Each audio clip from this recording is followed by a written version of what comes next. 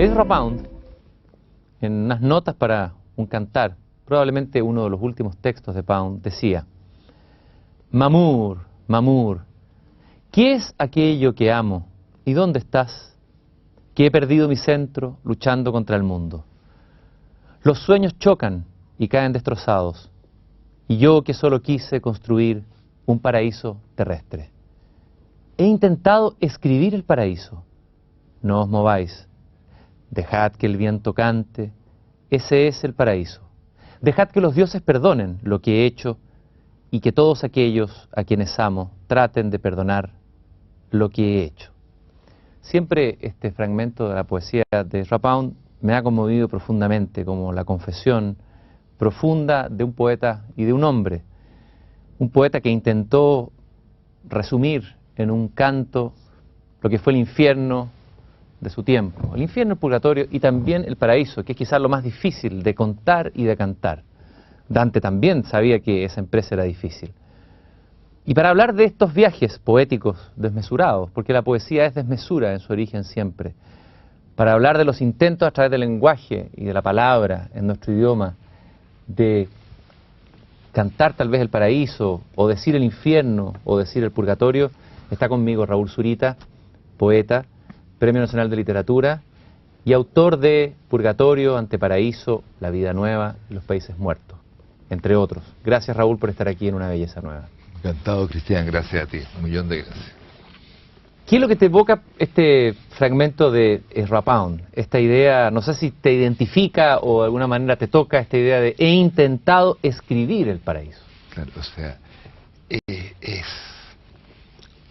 creo que es de los textos más conmovedores que se han escrito, o sea, de el viento es el paraíso, o sea, aquello a lo cual las palabras jamás en realidad van a tocar. ¿Sí? Entonces, ese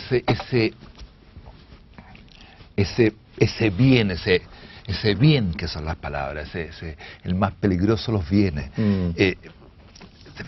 Sin embargo, no pueden nombrar la dicha, finalmente. Finalmente, el amor es más grande que la palabra amor. El dolor también es más grande que la palabra dolor. Entonces, dejen que el viento hable, el viento es el paraíso. Eso es una síntesis tan bella, tan conmovedora. Me gustaría que hiciéramos un recorrido por tu obra. Cuando comenzaron a aparecer y ser conocidos tus primeros poemas, se produjo una conmoción en la crítica, entre los lectores, con la aparición de tus textos que de alguna manera colocaban un nuevo escenario en la poesía chilena. Abrían un horizonte nuevo, incluso desconocido hasta ese momento, una posibilidad tal vez en el mismo lenguaje. Y todo parte con un texto, con un libro que es Purgatorio. Anteriormente había sido publicado Arias Verdes. Me gustaría hablar de cómo nace el libro Purgatorio.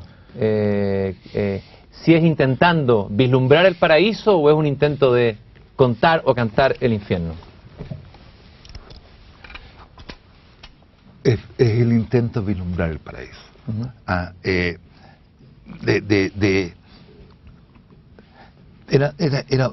Es una historia personal, pero sobre todo yo creo una historia colectiva de un país en un momento dado, o sea, tan dolido, tan dañado, al menos sectores grandes de él, entre los que yo me contaba. Entonces sentí que frente a eso había que dar como una respuesta desde la poesía, que al menos fuese tan intenso como el dolor que estábamos pasando, que estábamos sufriendo. Entonces, Purgatorio, para mí, en la primera edición decía Purgatorio de Raúl Zurita, o sea, se marcaba un poco, pero fue, digamos, siento que una travesía por todo lo precario, por todo lo doloroso, por todo lo entumido, y que sin embargo también desde ahí, la única posibilidad también que nos hace ser eso que se llama seres humanos, poder decir, desde la situación incluso más desmedrada, poder decir a alguien te amo, poder abrazar a un otro.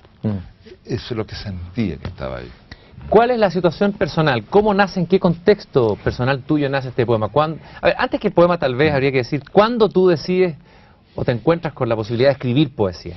Tú habías estudiado ingeniería en la Universidad Técnico de Santa María. ¿Cómo este ingeniero, este hombre que siente primero pasión por las matemáticas, en un mundo de la ingeniería se encuentra con la poesía? Bueno, la verdad es que a mí me gustaba escribir y en la universidad, mientras estudiaba ingeniería, la verdad es que me apasionaba y Áreas Verdes fue escrito ahí. Pero cuando finalmente vino el golpe, estuve preso en un barco, salí, la vida se me había adelantado, o sea, ya me había separado, tenía hijos, o sea, entonces lo único que yo quería era conseguirme un trabajo. Estaba desesperado por conseguirme un trabajo. Y no, me miraban y no me conseguía nada. Entonces a la medida que menos me conseguía un trabajo, más escribía. Pero yo no quería escribir. Entonces, yo realmente, entonces siento que nunca fue una elección, sino que fue algo que se me impuso incluso contra mí mismo. Yo en ese momento quería un poco de paz, ¿cierto? O sea, el mundo se me había derrumbado absolutamente a mi alrededor. Y sin embargo escribía, como digo, escribía contra mí. Entonces me acuerdo que me encontré con un personaje, ¿sabes?, que me dijo, ¿en qué andan? Entonces yo le dije, yo necesito trabajar como sea, limpiando autos. Entonces me dijo, un poeta, trabajar, hay que ser pobre, hay que ser solidario. Y me dije, este tipo, si algo no va a hacer, es ser un poeta. Porque es precisamente, creo que la poesía es la travesía por lo duro, pero también por la maravilla de esta vida. Entonces, está tan inserta en el mundo. Y justamente tú te referiste ahí a Áreas Verdes. Yo tengo aquí casi un documento arqueológico que he guardado, que es un ejemplar de la revista Manuscrito, publicada en la mítica Departamento de Estudio Humanístico de la Universidad de Chile. Y en este manuscrito aparece por primera vez este poema que lleva como título primero Un matrimonio en el campo. Sí. Ustedes ven ahí Un matrimonio en el campo. Y viene este poema que desde los primeros versos ya producen en el lector una sensación de extrañeza, de estar ante algo totalmente distinto. No el inmenso yacer de la vaca bajo las estrellas, su cabeza pasta sobre el campo, su cola silba en el aire, su mugido no osa turbar la grandeza solemne de su silencio. La disposición gráfica, estos versos que son casi hipótesis matemáticas o lógicas o científicas, axiomáticas, desconciertan al lector. Ignacio Valente publica una crítica en el diario El Mercurio, una crítica muy elogiosa, en donde habla de la sorpresa de una poesía completamente nueva, no dicha hasta el momento, de una voz nueva, lo difícil que es encontrar una voz nueva. Voy a leer lo que dijo Ignacio Valente en esos años, cuando aparece sobre todo cuando aparece algo menos de un centenar de versos que aparecen con amplia y cuidadosa diagramación en el primer número de revista Manuscritos, y que son, al parecer, su primera publicación, consagran ya a Raúl Zurita entre los poetas de primera fila nacional, como un digno descendiente de los grandes de nuestra lírica, ¿no? Dice, estamos en una poesía forjada en la más insólita y fecunda conjunción personal de la sensibilidad poética con el espíritu de las disciplinas científicas y más aún de las ciencias exactas. También aparece más tarde una crítica de Eduardo Anguita. ¿Cómo llegas tú a escribir este poema, Áreas Verdes? Bueno, ¿Cómo encuentras ese tono, ese lenguaje? Ese lo escribí el año 71. Antes del golpe fue. Antes del golpe, mientras estudiaba ingeniería. Además me apasionaba las matemáticas, concretamente la topología, que es una... Entonces, y al mismo, fíjate que curiosamente sentía que la poesía que se estaba haciendo en ese momento, o que quería imponerse, por así decirlo, me parecía tremendamente, a pesar que yo compartía todos los ideales, las visiones, era absolutamente de la unidad popular, o era de la juventud comunista. Sin embargo, sentía que la canción estaba maravillosa, pero que la poesía era débil, era plaf, y también que había que yo por lo menos tenía que incorporar las cosas que allí realmente me importaban, y estos espacios que se cruzan y todo. Entonces nació un poco así, y entonces nació también de lo que conversábamos con Juan Luis Martínez, que era un hermano, ¿cierto? Entonces, ¿qué hablaban? ¿Cuáles eran las conversaciones con él? Bueno, lo más importante, lo que es la juventud, ¿eh? Considerábamos que la poesía que se hacía era absolutamente vieja y sentimental, ¿cierto? En fin, después, cosa que le da risa o le da vergüenza, ¿ah? Pero era eso, esa preocupación por incorporar la lógica, las matemáticas, ese lenguaje que está, fíjate, ¿cierto? Está detrás de Borges, está. ¿Ah? Entonces, de exponerlo. Ahora, yo lo que siento que ese poema, que es un poema donde son unos vaqueros que están cazando unas vacas, tratando de laciarla, y lo único que al final no lo lacean, y todo es un fracaso. Curiosamente lo sentí después como un poema premonitorio. Y tiene que ver también con un poema que a mí me impresionó mucho, que es La caza de Schnark, de Lewis Carroll. Que parten a cazar un animal y se pierde, y todo desaparece. Quisiera que leyeras un fragmento de este magnífico poema en el que alguien ha dicho, creo que tú mismo, no le cabe nada más, o sea, está tan cerrado que sería muy difícil moverlo, cambiar una palabra, ¿no? Áreas Verdes de Raúl Zurita. ¿Quiénes han notado los vastos espacios incoloros? 1. ¿Quiénes han notado los vastos espacios incoloros donde las vacas huyendo desaparecen, reunidas, mugientes, delante de ellos? No hay domingos para la vaca, solitaria despierta en un espacio vacío, babeante, gorda, sobre esos pastos imaginarios.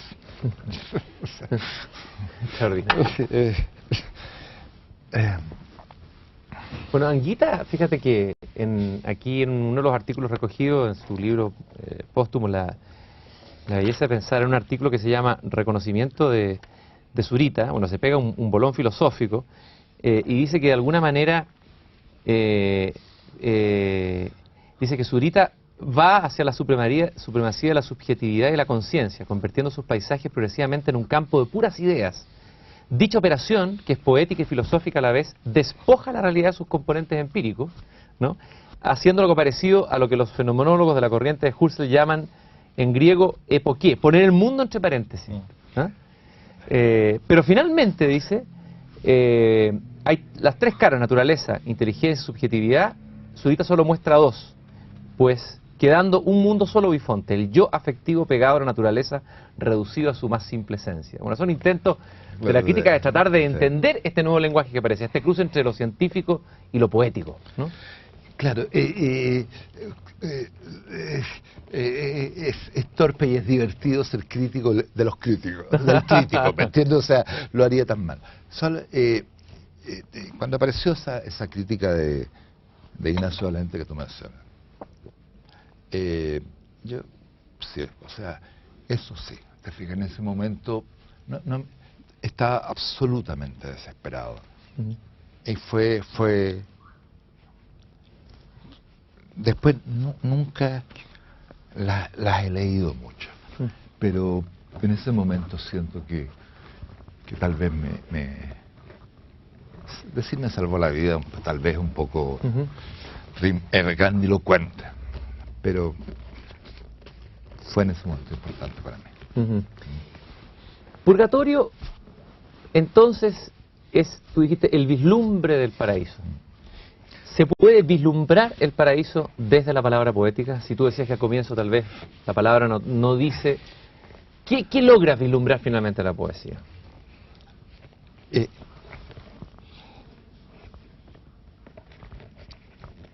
La poesía, el intento probablemente, yo lo siento así, más vasto y más desesperado por decir con palabras de este mundo cosas que ya no están en las palabras de este mundo. O sea, eso cuando tú estás pegado de amor a otro, ¿me entiendes? O sea, pero pegado. Y todos los te quiero, todos los te amo, sobran, ¿cierto? Entonces, porque si tú hablaras, solamente nuevamente te retraería a un estado de comunicación que es más bien el lenguaje, casi la historia del malentendido.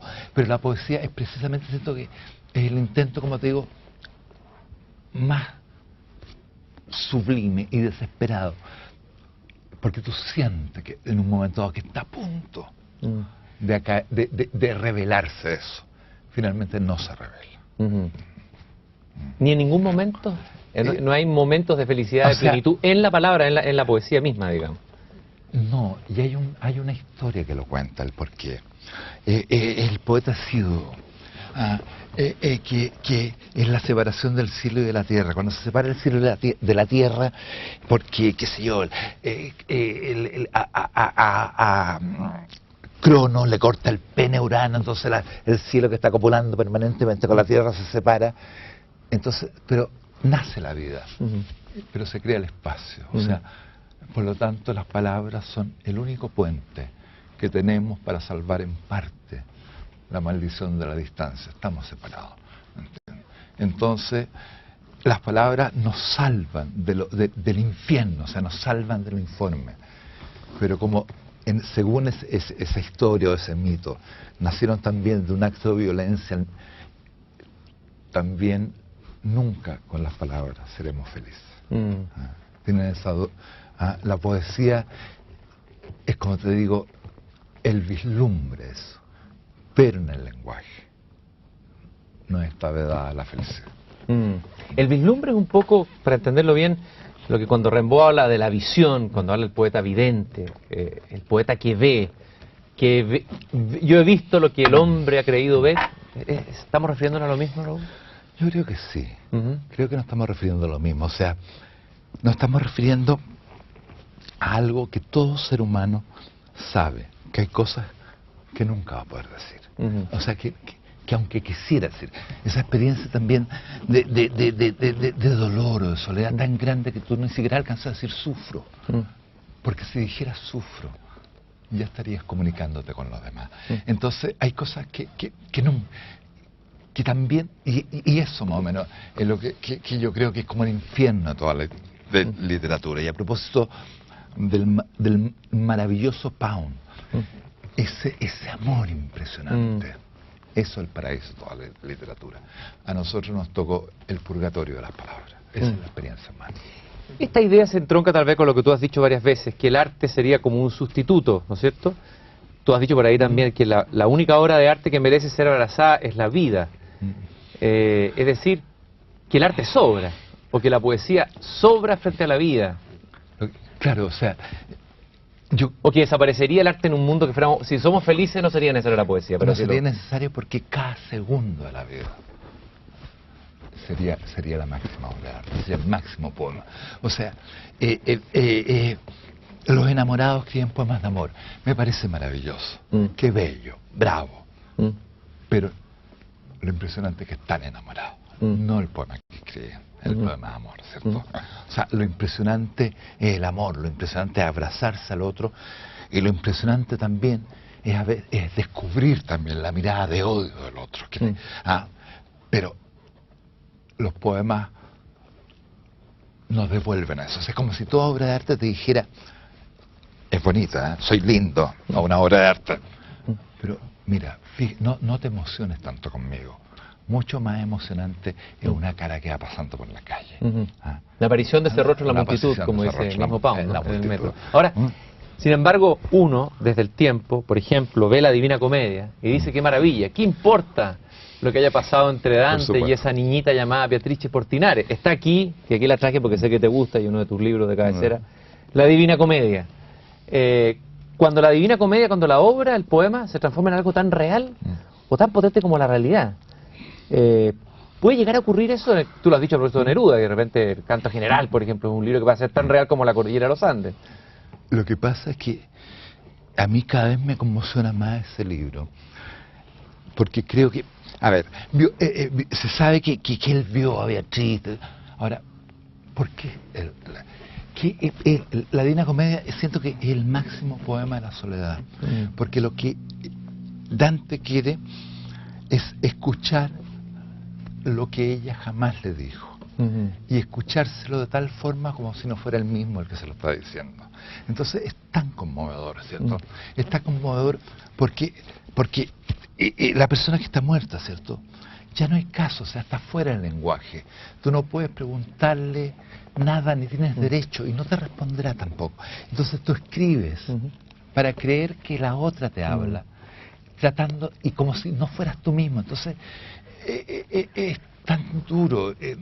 Ese poema termina con una visión, y que se adelanta para mí en 500 años, y que es la primera visión donde el máximo poema de la cristiandad es al mismo tiempo el primer gran vislumbre de que si Dios existe, no está en la historia humana, o sea, está fuera.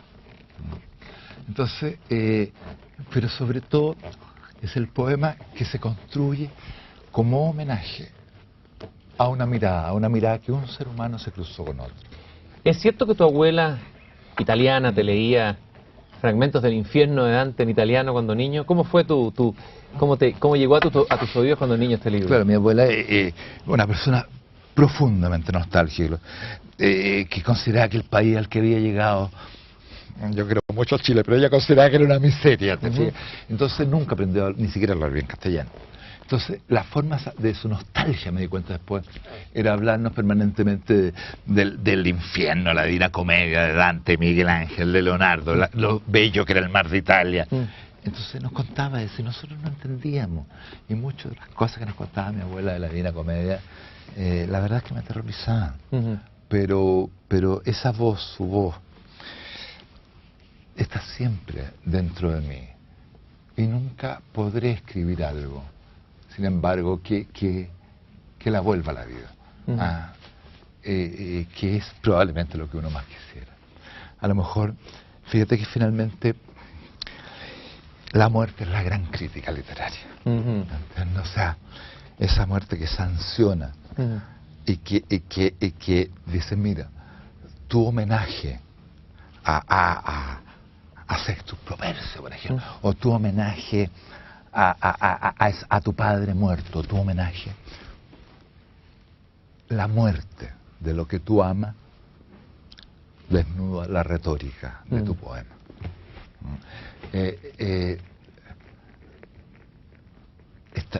Algo así. ¿Cuál es el fragmento que te apasiona más de este libro, que te emociona más de la Divina Comedia? ¿Qué es lo que... Si tuvieras que quedarte con un fragmento? Son varios. En realidad, uno que me emociona en el comienzo del Purgatorio, cuando dice que renazca la muerta poesía. O sea, volvamos a hablar. ¿Te fijas? Que renazca la muerta, ahora que renazca la muerta poesía. Salimos, vimos esto, ¿cierto? Estos seres me hablan, pero en realidad estos seres condenados no tienen tampoco palabras porque están alejados para siempre de la gracia. Entonces, cuando sale, dice que renazca la muerta poesía. Es maravilloso. Qué hermoso eso. A propósito de grandes de Italia, también te has referido tú a una de tus pasiones de pintura, que es Miguel Ángel. Y has hecho una diferencia que me parece interesante entre una literatura más leonardesca y un arte más michelangelesco, por decirlo así. ¿Por qué Miguel Ángel y no Leonardo? No, o sea, Miguel Ángel y Leonardo. No, desde luego, sí. Siento que Miguel Ángel despierta un rencor que no despierta Leonardo. Creo que Miguel Ángel es el intento más, o sea, lo más fuerte de alguien que se niega a reconocer los límites de lo humano. O sea, efectivamente, el juicio de la Sixtina, esa monumentalidad de sus personajes, lo que son tan tremendos, ¿cierto? Porque quieren que uno no se dé cuenta de que Dios no existe. y eso es abismante. Entonces, despierta, como digo, creo que resentimiento y rencor, casi en el sentido de que el famoso Harold Bloom dice, ¿cierto? Porque simplemente no es comparable, ¿cierto? Es una dimensión para mí el más grande artista, bueno, digamos de Occidente, porque de qué puede más hablar uno, ¿cierto? Y es más grande porque no se pone límite y no quiere reconocerlo. Pero finalmente, ¿qué es ser eso que se llama un ser humano? A diferencia de una piedra, de un árbol o de un animal, es precisamente negarse a reconocer los límites del humano. Tu poesía de alguna manera ha querido tu poesía se entronca tal vez o dialoga más con se ha dicho, con una poesía épica, con la poesía desmesurada, que se hizo en Chile, que es la mejor poesía, la de Huidobro, la de Gabriela Mistral, la desmesura que viene del romanticismo, de la idea del Bart, del profeta, la poesía que puede cambiar el mundo. Y de alguna manera tú retomas con tu poesía el intento de poder cantar épicamente, tal vez incluso en Chile. A ver, ¿por qué esa opción? Yo no lo veo tan así. ¿Ya? Porque, claro, o sea, ¿por qué he escrito tanto con los paisajes? No lo sé, yo soy un hombre de ciudad, o sea, yo creo que es tan impresionante ese verso que dice de Rimbaud, de la temporada del infierno, la marcha de los pueblos, el canto de los cielos, esclavos, no maldigamos a la vida, y él se incluye. ¿Ah? Pero eso es tan grande y es tan fuerte como el guiño más leve de la sonrisa de alguien que tú descubriste casi en la ventana del metro que va al lado. O sea, no hago esas diferencias. O sea, creo que en nuestros pobres cuerpos caben las cosas más alucinantes y están las cosas más alucinantes. Entonces, frente a un mundo tan atroz, basta ver los diarios, con experimentos de bombas nucleares, es la respuesta de la antipoesía, me parece una gran respuesta, ¿cierto? O sea, el hombre en una situación normal, el hombre de todos los días, ¿sí? Pero también ese ser arrasado y quebrado también puede imaginar paisajes increíbles, ¿cierto? Puede imaginar territorios alucinantes y va a ser su pequeña y pobre forma de tratar de vencer su desesperación. Algo que entendí yo de tu poema sobre los desiertos, que al final los desiertos somos nosotros. Y quisiera que leyéramos un fragmento de los desiertos, que es la primera vez donde irrumpe claramente uno de los paisajes emblemáticos y arquetípicos de Chile. Y vamos a buscar un fragmento. Por ahí está, Raúl, el desierto de Atacama. ¿Sí? Helo allí, helo allí. Helo allí, suspendido en el aire, el desierto de Atacama, suspendido sobre el cielo de Chile, diluyéndose entre auras, convirtiendo esta vida y la otra en el mismo desierto de Atacama, áurico, perdiéndose en el aire, hasta que finalmente no haya cielo sino desierto de Atacama, y todos veamos entonces nuestras propias pampas, fosforescentes, carajas, encumbrándose por el horizonte. Ay, increíble, no lo leí hace tiempo. Hermoso. A ver, ¿qué es esta? Porque esta primera aproximación pareciera ser una aproximación, como dicen ahí los críticos, desde la hipótesis, pero sin embargo hay una pasión también. Entonces, hay una aparente contradicción entre esta búsqueda casi científica, depurada, higiénica del paisaje, en que se desaparece el yo, el antiguo yo telúrico de Neruda, pero sin embargo al mismo tiempo hay un sujeto desgarrado de ahí mismo. A ver, ¿cómo se da eso? ¿Qué es lo que hay ahí? Claro. a mí es como es un sujeto un poco desgarrado, pero, por una parte me cuesta, no me gusta aquella poesía o aquel arte que es solamente un ¿me entiendes? La poesía de pecho caliente. La poesía de pecho caliente, la verdad es que no la soporte. Y la gran mayoría de las veces con el pecho caliente se hace poesía bastante fría y pobre. No siempre la hace. Pero y al mismo tiempo, ¿cierto? Tampoco soporto el formalismo. Yo creo que las dos cosas son o sea, la máxima indagación formal en la forma, en la estructura, en los lenguajes, y todo el desborde que pobremente se escapa al mismo tiempo.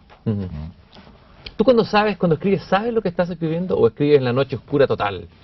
Para usar la imagen de San Juan de la Cruz. Las dos cosas, ¿cierto? O sea, sé un poco hacia dónde voy, pero me sorprende.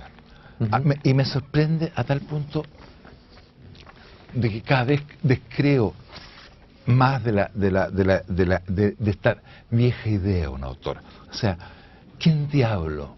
¿Qué pasa cuando uno escribe poesía y empieza a hablar en un lenguaje no usual? Es como si otro hablara por ti. Es como si otro, algo que te es desconocido, ¿sí?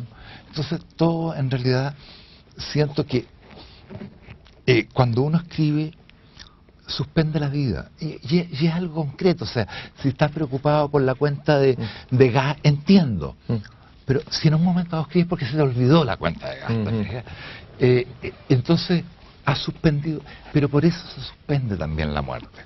Entonces en el instante que un poeta escribe es exactamente el mismo instante en que están escribiendo todos los otros, en que está escribiendo Homero, que está escribiendo Shakespeare, Neruda. Entonces todos escriben al mismo tiempo, porque se ha suspendido la vida. Entonces es tu contemporáneo Homero, es tu contemporáneo Shakespeare, es tu contemporáneo Maquera, es tu contemporáneo Juan Luis Martínez, es tu contemporáneo Neruda. Todos son tus contemporáneos. Esta es la antigua idea del poeta como el pararrayos que recibe ya sea el mensaje divino de las musas o en este caso es el convocador de otras voces. Lo que sucede, ¿cierto?, es que creo que todos convocamos a otras voces. El poeta lo pone. Por ejemplo, esa cosa que se le acusa a Neruda de grandilocuente, ¿cierto? Suban a hacer conmigo, hermano. Entonces le dice, bueno, ¿quién es este tipo? ¿Qué se cree este fulano? Este hijo de vecino. Este hijo de vecino que a duras penas uno habla por uno y eso. Y más encima dice que los muertos hablan a través de ellos, pero todos, permanentemente los muertos están hablando a través de nosotros. Cuando tú miras una montaña, es alguien antes que tú que la ha mirado. Entonces, y ese río finalmente inmemorial que llega el padre, tu padre, y tú no estarías aquí si no había un padre, o sea, 20.000 años. Y cada vez que tú hablas, son esos que te dieron. ¿Por quién esto está acá? ¿Por quién nosotros dos estamos acá? Somos medium en el fondo, de otras voces. Son los que hablan y se toman la voz. Entonces es la experiencia cotidiana. De lo que estabas diciendo de la cuenta, que uno no puede escribir un poema, me acordé de esa historia que cuentan de Rilke, que antes de escribir Elegías del Duino, que parece que le habían mandado una nota del banco y estaba preocupado con unas cuentas bancarias, estaba desesperado. Y siente algo y sale, ¿no es cierto? Y ahí escucha una voz. Y esa voz es la que le hace escribir finalmente Elegías del Duino. Claro, todo esto se presta un poco para reírse. Sí, desde luego. Escuchó la voz.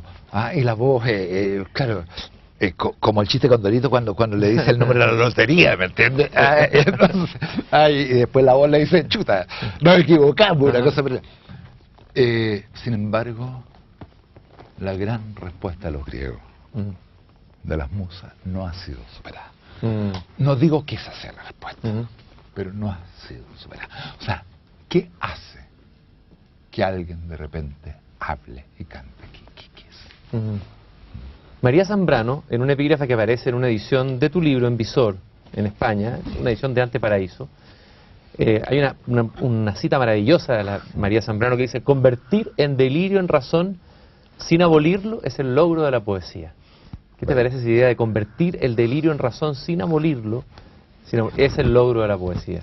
Está maravillosamente bien dicho. Ella creo que ha sido de las personas que realmente el pensamiento poetizante es una bellísima cita. Creo que se trata de eso.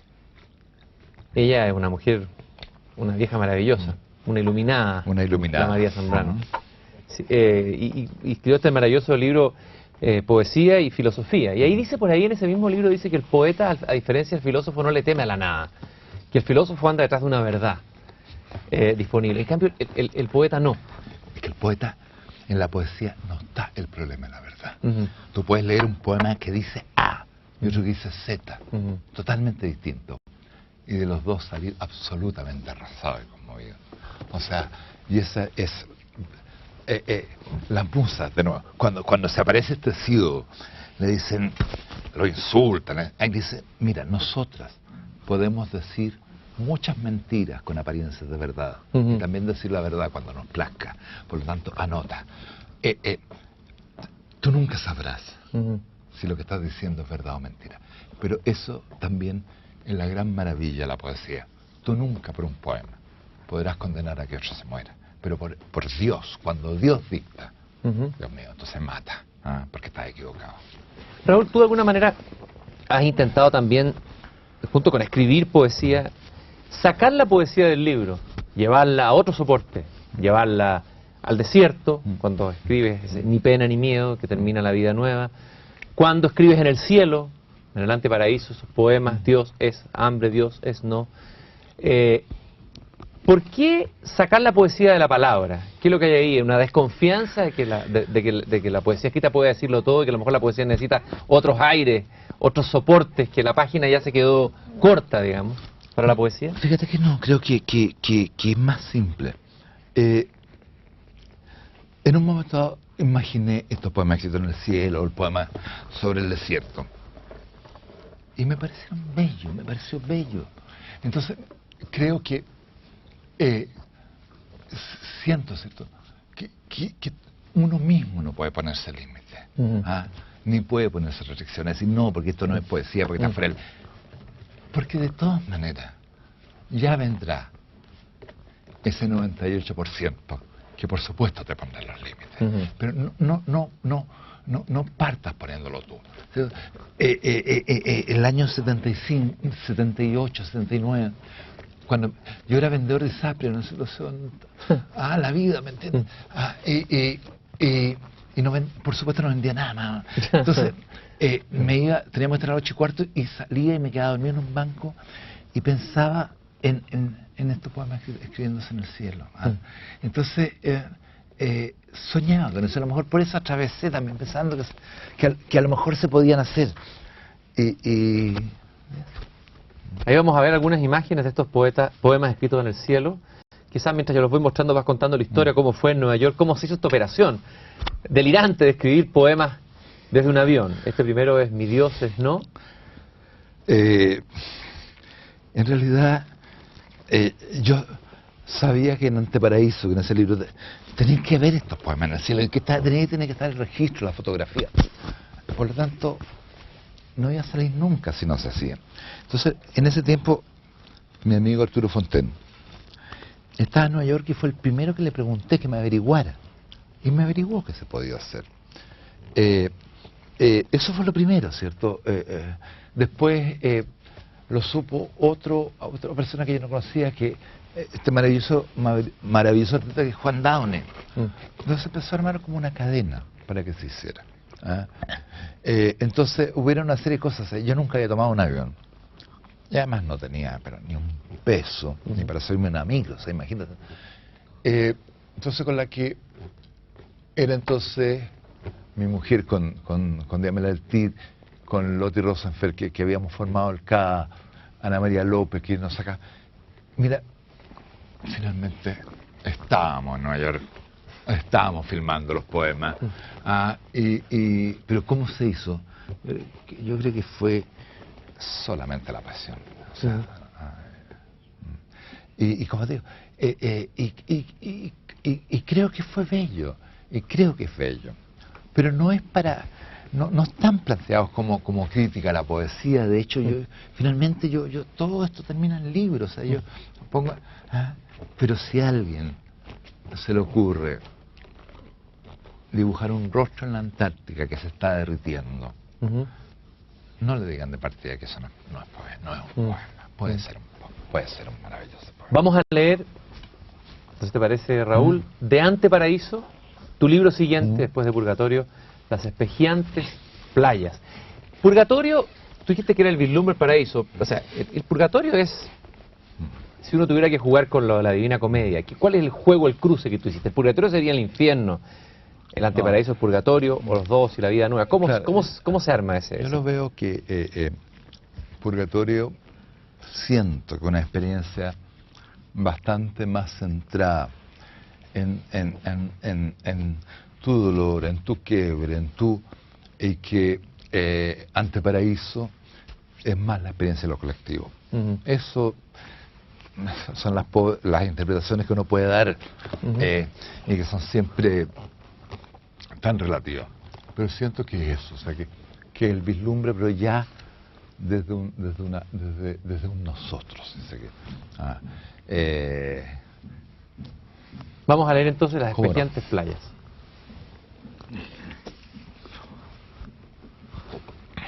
De Anteparaíso. Las playas de Chile no fueron más que un apodo para las innombradas playas de Chile. Chile entero no fue más que un apodo frente a las costas que entonces se llamaron playas innombradas de la patria.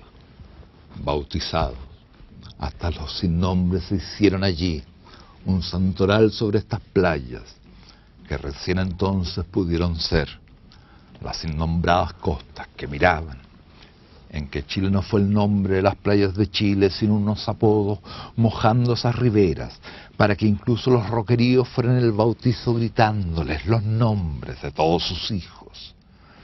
Nuestros hijos fueron entonces un apodo rompiéndose en los roqueríos, bautizados. Ellos mismos fueron los santorales de estas costas. Todos los sin nombres fueron así los amorosos hijos de esta patria, en que los hijos de Chile no fueron los amorosos hijos de Chile, sino un santoral revivido entre los roqueríos, para que nombrados ellos mismos fuesen allí el Padre que clamaban gritando, porque nosotros fuimos el Padre que Chile llamó en los roqueríos. Chile fue allí el amor por el que lloraron en sus gritos, y entonces Chile entero fue el sueño que nombraron en la playa, aurado, esplendente, por todos estos vientos gritándoles, la bautizada bendita que soñaron. Qué hermoso. Raúl, la sensación que uno tiene con este poema es volver a sentir extrañeza ante un paisaje que uno ha visto, ya sea convertido en fotografía, o turísticamente, o porque lo ha recorrido, o porque lo ha leído en Neruda. Pero tú de alguna manera dices, haces con el poema lo que ahí dice, las innombradas playas, es como que hay que volver a colocar un nombre nuevo, volver a nombrar de otra manera un paisaje. Hay un intento, no sé, o una manera, colocarse con una extrañeza nueva frente a Chile, verlo desde otro lado, a ver, ¿qué pasó ahí? Mira, como te digo, yo no soy un hombre de paisaje, o sea, he vivido en ciudad, estuve en Valparaíso 7 años mirando el mar, pero de pronto digo, ¿por qué todavía hoy, cierto, en internet, los tipos miran una puesta de sol, y tú ves la playa, jóvenes, mira, y el chico más carretero, si lo llevan de viaje estudio al desierto de Atacama, algo le pasa, porque creo que los paisajes en el fondo son grandes telas en blanco que vamos llevando con nuestras propias pasiones, o sea, la pasión de vivir, la que inventa las rompientes también, o cuando tú ves una rompiente, ves la rompiente y ves tu alma también. Cuando ves el desierto, pero ves todo tu eriazo. Creo que no, esa línea que entre la experiencia y lo que está allá no es una línea, es un aura, ¿me entiendes? O sea, ¿dónde estás tú? ¿Y dónde empiezan las playas? O sea, las montañas somos nosotros, también cuando hablan es nuestra alma. Es nuestra alma también, o sea, allí están, y se pueden mover, pueden salir marchando. En Anteparaíso empieza a sentirse una voz que ya empieza a cantar, ya no es solamente la voz que escribe, la voz que al comienzo nos sorprendía con esta especie de lenguaje hipotético, científico, axiomático, una voz que canta y que termina cantando algunos poemas. El fragmento pastoral ya es un canto, ¿no? ¿Se puede cantar todavía hoy después de la crisis del lenguaje? Hay algunos que ponen en duda eso. Está más de moda la poesía minimalista, centrada en sí misma. ¿Qué significa cantar hoy de nuevo? Bueno, Nicanor Parra, con su genialidad, dijo que los poetas habían bajado del Olimpo. Me parece fantástico. Siento que ya se tomaron sus buenas vacaciones. Al Olimpo, ¿no? Al Olimpo. Con los dioses, con un baño de divinidad. A reencantar este mundo que se hace pedazos. No para mentir, ¿cierto? Sino porque esa experiencia también que une los archipiélagos, las costas, los mares, es finalmente la experiencia humana. Ese ser, como te digo, roto, quebrado, pero que desde allí precisamente puede todavía oír el canto de las estrellas, como decía Rimbaud. Rimbaud, el más desesperado, en la temporada en el infierno, y de pronto escucha, o sea, la marcha de los pueblos, el canto de los cielos. Esclavos, no maldigamos a la vida. O sea, al canto, a lo demencial del canto. El mismo Rimbaud, perdón Raúl, aquí te lo había traído para leerlo este fragmento y comentarlo contigo en Temporada del Infierno, dice: ya es la víspera y al aurora armado una ardiente paciencia entraremos en las espléndidas ciudades. Entonces, digo, no soporto, pero el optimismo gratuito, el canto vacuo, el que canta de puro cantor, eso hace gran parte de la poesía nerudiana final, que no te sea atractiva, pese a que siempre es Neruda, ¿te fijas? Pero por favor, o sea,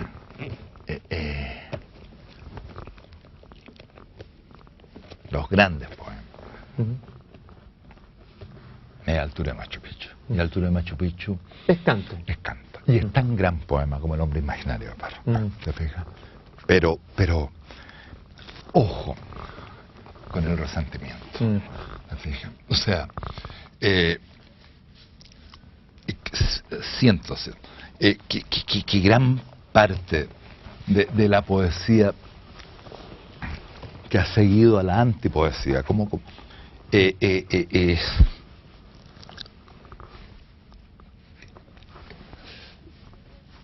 precisamente un poco la poesía del resentimiento, porque no es Nicanor, y tú lees un Nicanor, y Nicanor es finalmente un poeta trágico. ¿Te interesa la tragedia como género? La tragedia en el mundo griego, por ejemplo, porque hay algo de trágico, de coral en tu poesía también. Es que yo la otra vez leía Esquilo y es de una majestuosidad.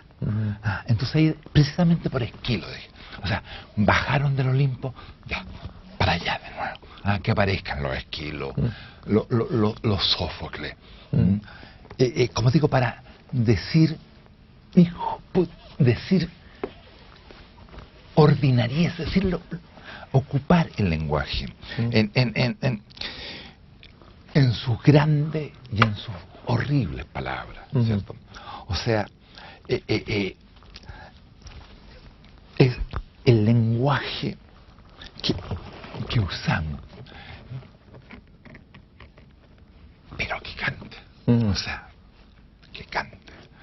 Ahora, Raúl, ahí uno empieza a tener quizás una contradicción. Bueno, vamos a tener que inevitablemente referirnos a un libro que nos divide un poco, pero eso no significa, tú sabes, yo soy un gran admirador de tu poesía, siempre lo he dicho, tú eres uno de los grandes poetas. Para mí, hispanoamericano, no es un elogio dicho aquí en cámara, sino que es verdad, si no, no lo diría. Pero tenemos una diferencia, y tal vez yo no entiendo, no he entendido, y tú me lo hiciste ver en una carta en el diario, el poema Países Muertos, y menos a la luz de lo que me acabas de decir. ¿Qué significa este libro, donde hay diatriba, donde hay rencor, Claro. donde hay, aparentemente, por eso quiero que tú, el poeta, me lo explique, aparentemente resentimiento con lo que acabamos de decir? Correcto. ¿Por qué? A ver, ¿qué significan los Países Muertos en el camino de tu obra? Quiero que me lo puedas explicar lo mejor posible. A ver, claro, es una pequeña parte de un cruce que yo llamaría un cruce por el infierno, Ajá. en el que estoy empeñado. Ahora,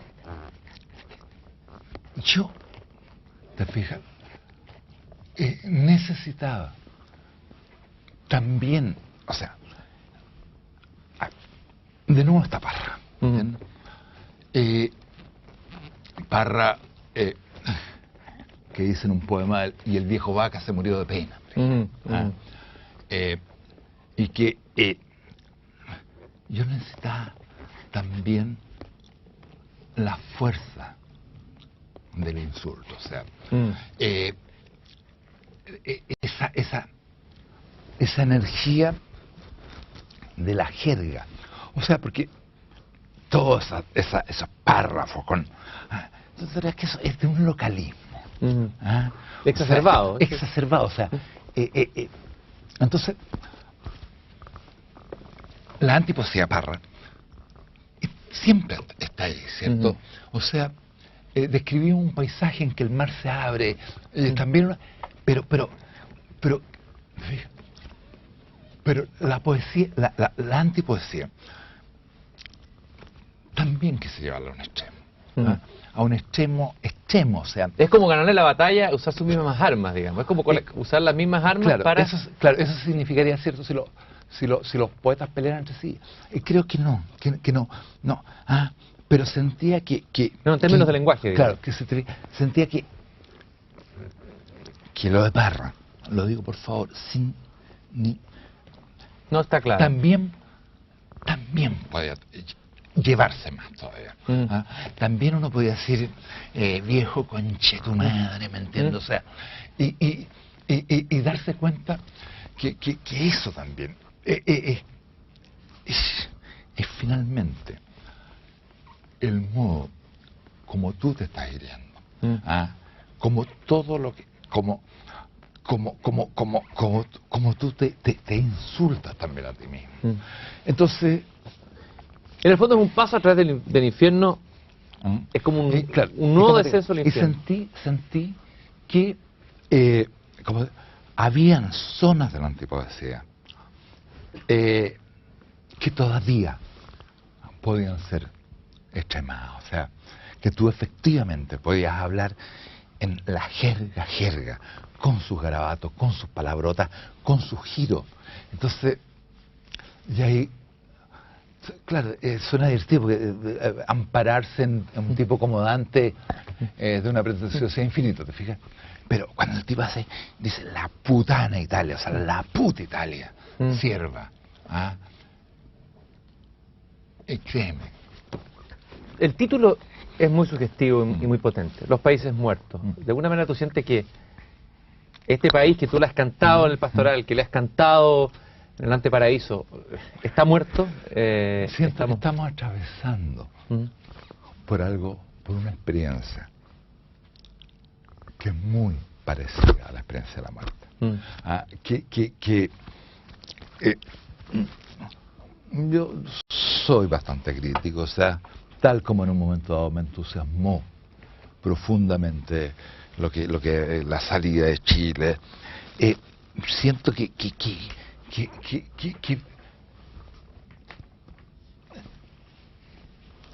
estamos equivocándonos tanto, ¿cierto? Estamos perdiendo lo importante. Algún día las tarjetas de crédito, todas estas cosas, los bancos, las acciones, la fusión de Nestlé nos daremos cuenta que lo único que realmente importaba era tener esa dignidad básica de poder abrazar a otro o mirar a otro. La poesía es tal vez la manera de pararse frente a este mundo, llamémoslo que tú lo has descrito como el mundo técnico, el mundo, así lo entendí yo, un mundo técnico que arrasa, ¿no es cierto? ¿Es la poesía colocarse en la vulnerabilidad, en la fragilidad frente al mundo de la técnica? Yo creo que los poetas hoy son seres, ¿cierto?, que cargan con sus poemas muertos y que llegan de distintos lugares, desde Libia, el poeta Doni, el poeta Maqueira, un poeta de Arequipa, un poeta antillano, o algo. Y todos van cargando con sus bultos muertos. Y los dejan allí, hermano. Y se cruzan.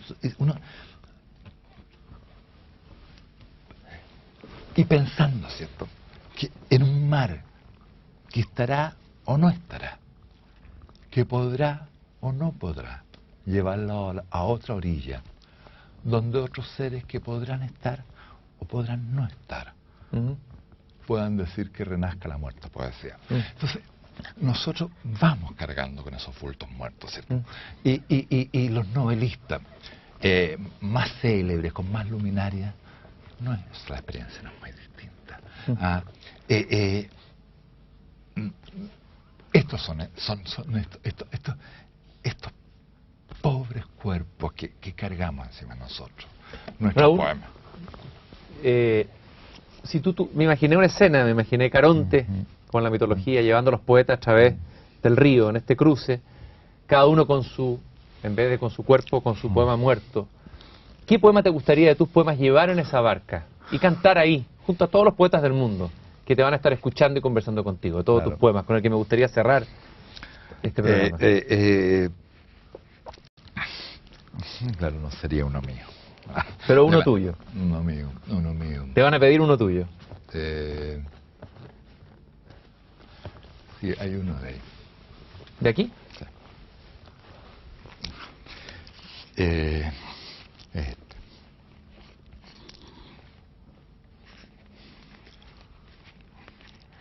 Zurita, poema de amor. Y ya casi amanece, y siento mis lágrimas correr por mi cara, y son como cuchillos cartoneros las lágrimas cortándome la cara. Me hiero y me desangro, y mi sangre está repartida por todas partes, como si me carnearan, sobre todas las cosas, en todas las cosas, y yo no puedo, no tengo corazón, no tengo fuerzas, no tengo valentía, no es nada, ¿sabes? Duerme entonces, niño, que el mar duerma, que la inmensa desventura duerma. Muchas gracias, Raúl, por haber estado en esta conversación y en este viaje a través de tu poesía.